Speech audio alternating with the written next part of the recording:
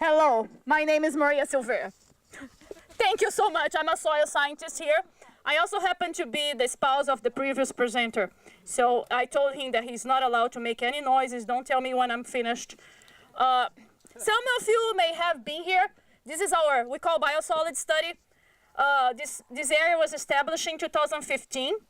And I also want to mention that's part of Yin Lu PhD student. So again, with the team of graduate student program, this is an example of producers' concern and having the students involved in the training, and also helping address practical questions. So the intent of this site was to establish a long-term instrumented field.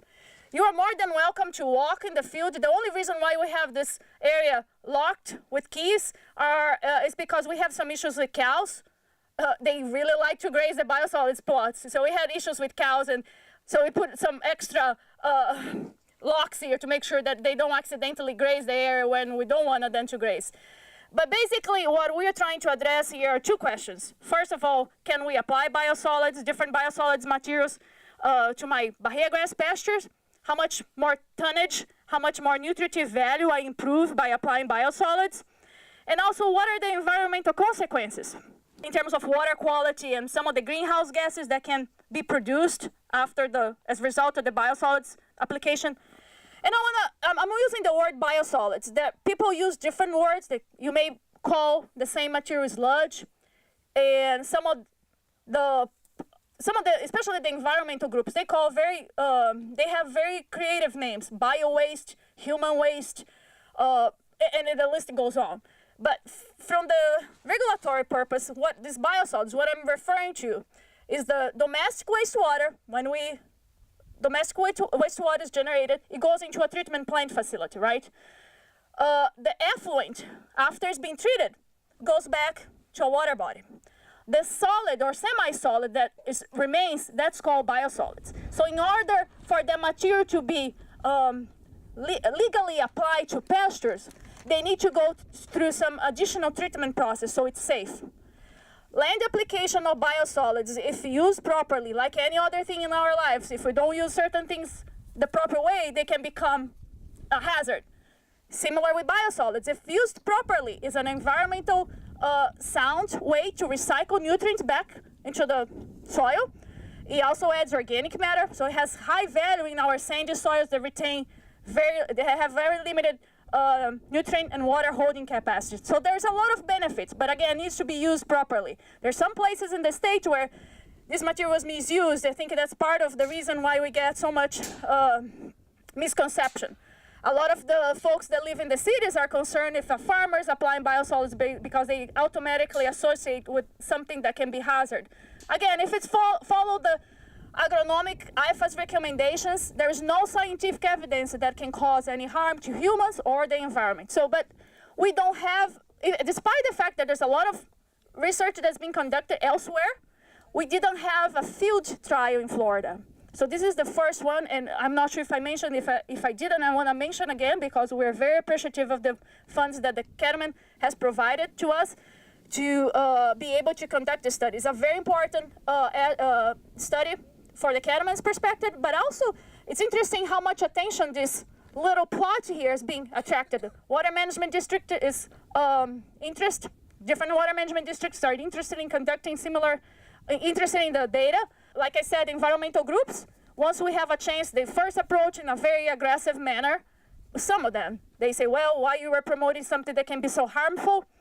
And what I'm trying to explain, what we are trying to do is generate science-based information. We are not trying to advocate towards any commodity group or environmental group. We're trying to generate science and see what are the implications and the benefits associated with this material. So anyway, once we have a chance to educate people, a lot of the misconception goes away. They feel a little bit more comfortable knowing that if we follow the proper guidelines, and by the way, in Florida, we are probably the most heavily regulated state in the United States in terms of biosolids application.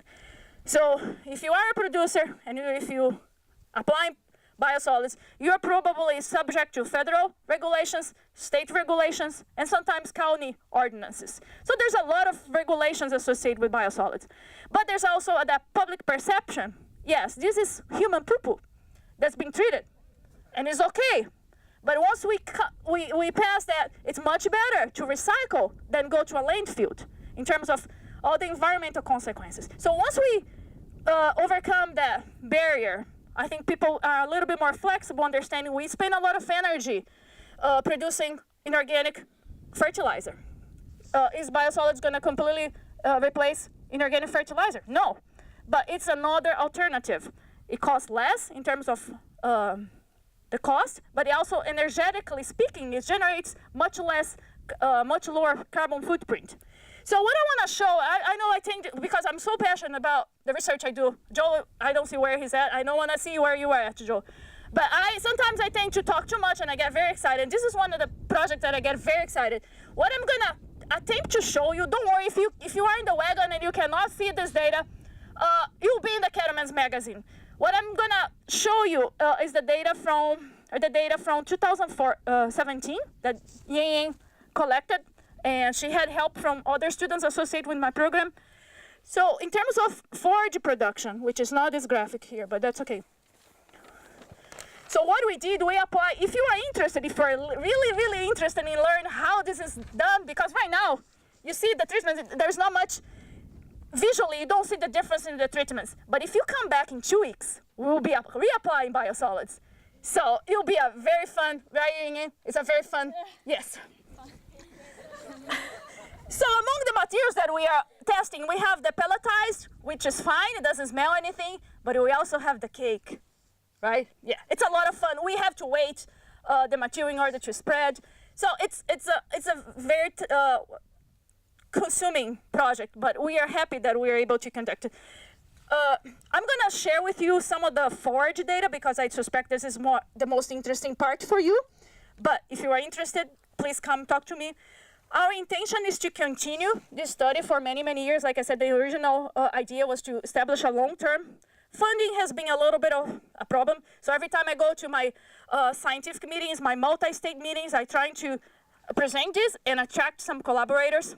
People that can do things that I'm not currently doing. One of the things that people ask me, how about organic contaminants? How about pharmaceuticals? I'm not an expert in this area, but now I'm attracting collaborators that are going to be using, since we have the field established here and it's heavily monitored because we have very expensive instruments installed, now they're going to be able to address other questions that I don't have the expertise or the personnel to do. So I'm hoping this will be the basis for multidisciplinary research. Back to the forage data. If you don't see, I'm going to try to summarize as much as I can. So we applied the materials in April 2017, and then we harvest these plots just mechanically like if we were cutting hay. We came here 3 times during 2017 growing season. One in June, one in August, and one in October. So about 7 to 8 weeks interval. What we saw, and if you can see, the white bars are controls, things that we didn't apply anything. So we are comparing the nutrition of biosolids with commercial fertilizer. And you're gonna notice we have different biosolids. Depending on how the wastewater is treated, we have different materials with different characteristics. Some are lime stabilized, some can be treated heat dried. So different ways, there are different processes that affect the nature and also how plants can respond. So some materials have a liming potential, and that's what we are testing, different biosolids materials. Basically, I'm gonna just summarize. What happens is when we apply the material and we come back and harvest the Bahiagrass about 8 weeks after the application, we had higher Bahiagrass production in plots that received commercial fertilizer. The reason for that is biosolids is one advantage. It acts as a slow-release fertilizer source. So all the nitrogen was not readily available for the plant immediately after application. But if you look at the cumulative production for the entire year, or even the last cut for the year, biosolids had higher production, Bahiagrass production, than commercial fertilizer. So it lasts longer. I'm not going to have time to show you, but I also have some nutritive value data.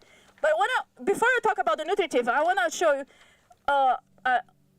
I'm showing you the dry matter or the herbage accumulation. When you look at the water quality data, so this is just part of the data that Yin has tons of data to share. Don't know if you can see, but the yellow line here is organic fertilizer. And what I'm showing this y-axis here is nitrate that's leaching in this plot. So the vertical movement on nitrate in the soil. Nitrate can very easily, from here, reach a water body and cause some environmental problems. We have the same data for phosphorus. You can see there's a, right after the application, there's a pulse in nitrate, especially in the treatments that are receiving inorganic fertilizer. I'm not implying that inorganic fertilizer will always have that behavior. The reason why we observe this is because we are applying high rates of nitrogen, 240 pounds of nitrogen to the acre. So in that condition, plants were not able to utilize all the nitrogen, so the excess was moved vertically.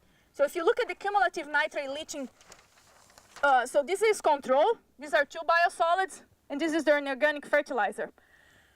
I didn't mention, but another amendment, I don't like, some people call waste. Waste for me is something that you don't use anymore. This is, I prefer to call an amendment because it has a potential benefit. What we are using here is biochar. So it's also a residue. It's a waste material that can be recycled back into the soil, contains a lot of carbon. The reason why we are co-applying biosolids with biochar is, well, if we repeated the biosolids application over time, some places, if the producers have the ability, they would like to use biosolids year after year. Can we use biochar to retain some of the excess nutrients the plants will not utilize, and therefore reduce nutrient movement? And that's exactly what we did. You can see that there's a potential for biochar. This is inorganic fertilizer treated with biochar, how much nitrate leached, and this is without. So it has a potential to retain nitrate. Not so much for biosolids. So this is biosolids without biochar, biosolids with biochar. So there's not much nitrate leaching from the biosolids to begin with. That's why, in that condition, biochar didn't have a positive effect. I think I'm going to stop here just because of the sake of time. We have some crude protein data showing no difference between, this is average across the entire 2017 growing season. And the bars here are the different biosolids, class AA, class B, material that came from Bradenton, class B that came from St. Pete. There's some differences in the treatment and as well as the properties. And this is commercial fertilizer. So there's a slightly lower crude protein associated with the commercial fertilizer because that, like I said, biosolids, the effect lasts longer during the growing season as compared to inorganic fertilizer. So there's a tons of data that we are not sharing here today. And there are other companion studies that Yin is doing in the lab scale, greenhouse. Last week we were doing a rainfall simulation study. We'll be doing this rainfall again next week. So we are trying to generate as much science-based information to better educate both producers as well as the general public about the benefits and potential consequences if this material is not used properly. With that, I'll be happy to answer any questions.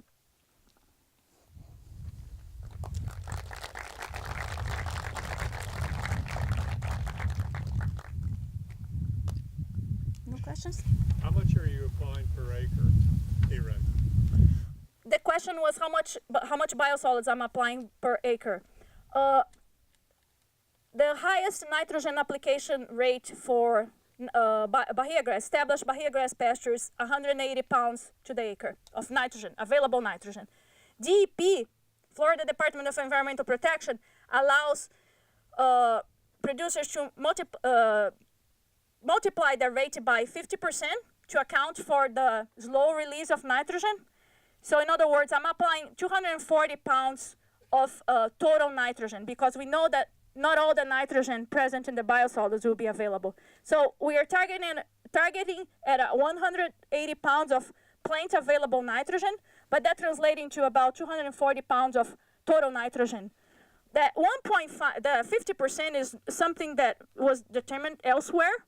So another aspect of Ying-Ying's study, she's trying to determine what is the nitrogen mineralization rate for our conditions. So different materials, the nitrogen will become more easily available. Others will take a little bit longer, so she's also trying to address that in her project. Any other questions? Yes. Kind of the cost thing, maybe I missed it, but is it much cheaper than commercial fertilizer, or? The question was relative to the cost of biosolids. Depending on which biosolids, the class AA is bagged and is labeled as commercial fertilizer. So you can go to Home Depot and buy this AA. You might be using and don't know in your yard. And by the way, it doesn't smell anything, but once it rains, it smells pretty bad. It's very expensive. It's very expensive. However, the class B, the only cost is transportation, basically. Most producers get that material for free. And I also, every year I say that, Mr. Lights, are you still here? No? I want to recognize him again because we have H&L that bring us the material, and they bring us a pile of cake biosolids every year, so they are collaborators. And I think Mr. Lightsey encouraged them to help me. So I appreciate his encouragement.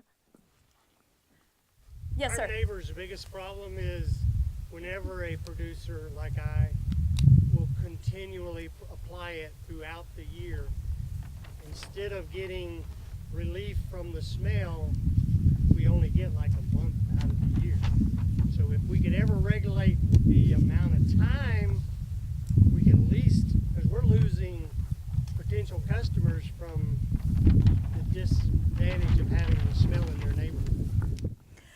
So nationwide, probably the #1 complaint or issue that limits biosolids use is odor. It doesn't cause any there's no human health risk associated with odor, but it's neighbors don't like to smell that thing.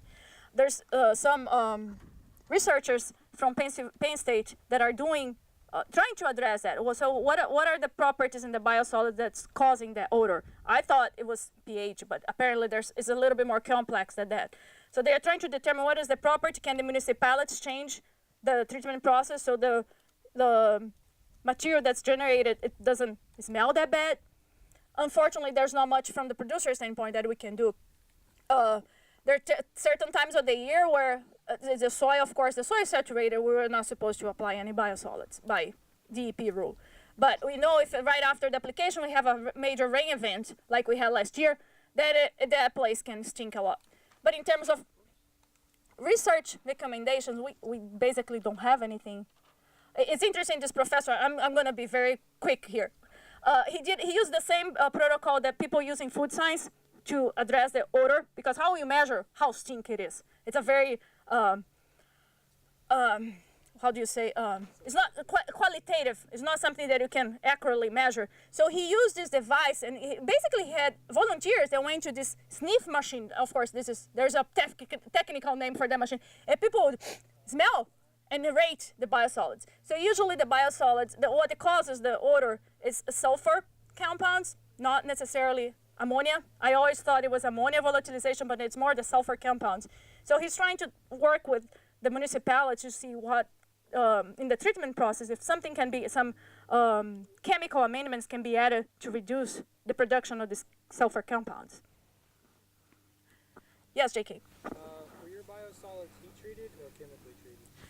The question was if the biosolids were heat treated or chemically treated. We have both. There are different ways. The chemical treatment can be, in the past, the most common way to treat, the cheapest way to treat biosolids was by adding lime. So the lime stabilized biosolids. However, there were some issues with overusing. Again, like many things in life, the overuse of lime stabilized material is excellent for Florida. Our natural pH is 4.5. Most of the grasses grow better in pH 5.5. So we need to increase the pH. We need to apply liming material in order to produce more grass. However, in some places, especially in Central Florida, lime stabilized materials were overused. A lot of places in Polk County, there's a lot of folks in Polk County that experience that. And unfortunately, once the materials have been overapplied, it's very hard to grow grass. So you have a very high pH, very difficult to bring the pH back. In some places, it will never be possible to grow anything. Not even weeds grow. But again, I don't think it's biosolids. It's just a management strategy that was used in that particular place. So I don't think you can blame the biosolids. It was just overused. It definitely didn't follow IFAS recommendation. Any other questions? So we will continue the study for another year. If you are interested, please contact me. If not, the results will be every year when we go to the Kahnemans in June. We're always trying to share the results. And we're also trying to provide webinars and articles in the Kahnemans magazine.